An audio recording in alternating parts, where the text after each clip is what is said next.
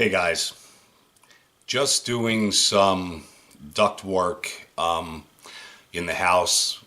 I finally got the wood stove in the basement, chimney's all set and good to go.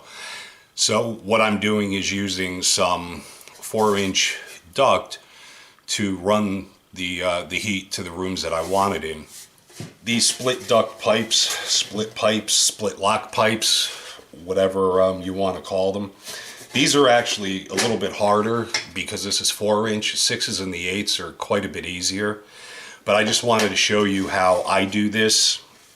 Before I even try to snap one of these together, the first thing I do is I look at this crease. And if there are any imperfections, I take a flat tip screwdriver and I work the screwdriver down the crease to make sure that that crease is uniform from end to end.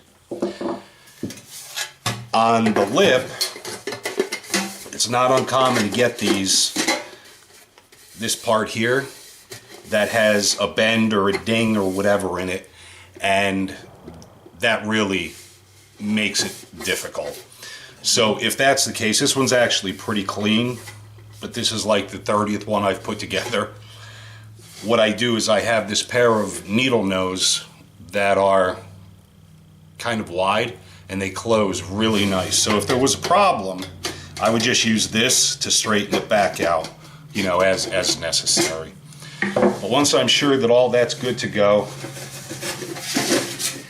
I used to try to start in the middle and work my way out, and I learned that that's just a nightmare. So typically what I'll do is I'll try to start at an end. Starting in the middle just doesn't work for me anyway. And these are just such a nightmare, and oftentimes, especially with the smaller ones, you're going to deform it, so you're going to have to reshape the circle. But once you get an end in, slide it around a little bit to make sure that you're square, and then work from that end down. And you're going to push right on the seam where it's going together and kind of pull it together at the same time. And after you do several hundred of them, it becomes sort of easy, but that's basically how I do it. As long as your lip and your groove are nice and straight and clean, it's not too bad, and you can get this together without too much problem.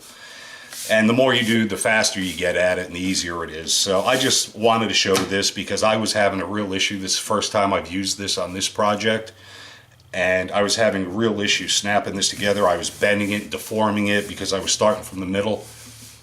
Then I learned to start from the end, so I just thought I'd share it. Guys, hope you're having a great day.